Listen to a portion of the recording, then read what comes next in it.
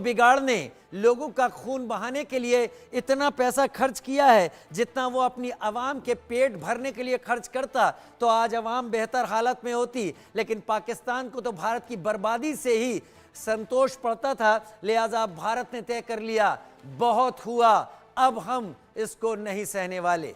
भारत के एक्शन से अब पाकिस्तान रो रहा है।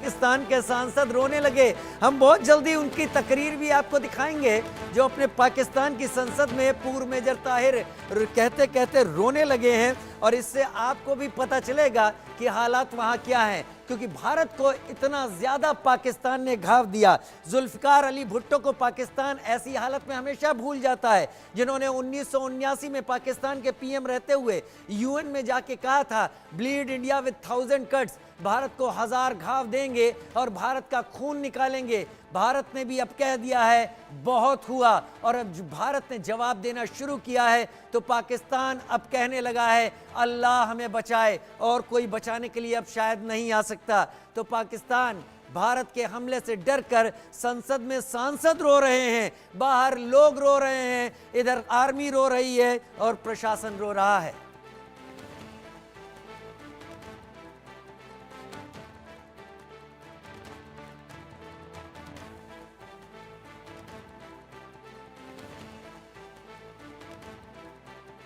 कि अल्लाह पाक ने ये हमें अता किया है और अल्लाह पाक इस मुल्क की हिफाजत फरमाएंगे।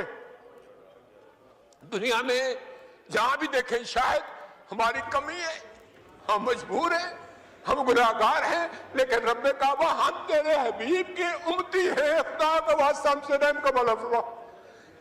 आप चले जाएं, उधर फिलिस्तीन भी चले जाएं, कश्मीर में चले जाएं, जहां भी जाएंगे मुसलमानों के साथ वो ऐसे रो रहा है जो हम सोच भी नहीं सकते हैं। तो तू हमें माफ कर दे, हम तेरे आगे सर झुकाते हैं, माफी मांगते हैं।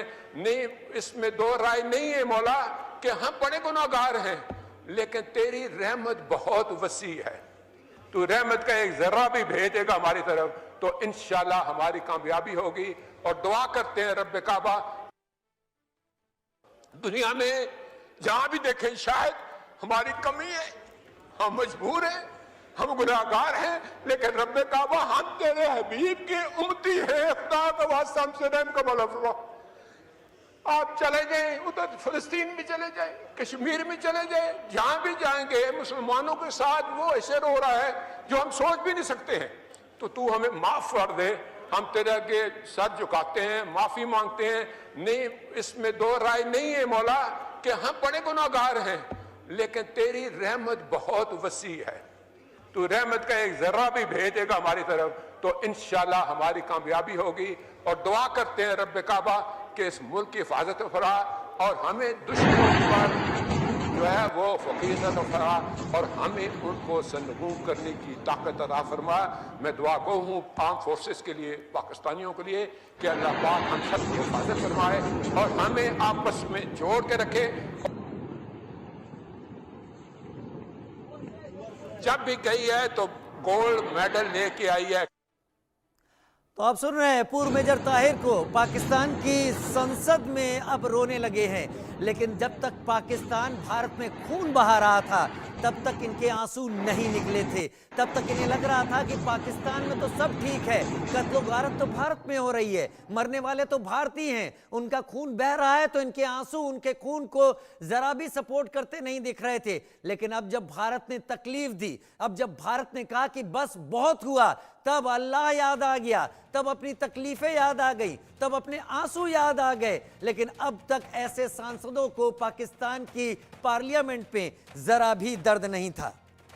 एक बार फिर से सुनवाते हैं पूर्व मेजर ताहिर पाकिस्तान की पार्लियामेंट में किस तरीके से रो रहे हैं और किस तरीके से कह रहे हैं मुसलमानों के साथ ऐसा क्यों हो रहा है। गई है तो गोल्ड मेडल लेके आई है एक्सरसाइज में कर। तो इसलिए जनाब स्पीकर ये बात वाजा कर देनी चाहिए, हमारी कौम यकजा है। मैं इन सब से कहूंगा कि मिल के चलो और अपने रब से रजू करो। ऐ रब काबा, हम तेरे आगे दरख्वास्त करते हैं इस मुल्क के। भी सीधे चलते हैं, रक्षा मंत्री राजनाथ सिंह क्या कह रहे हैं सुन लेते हैं।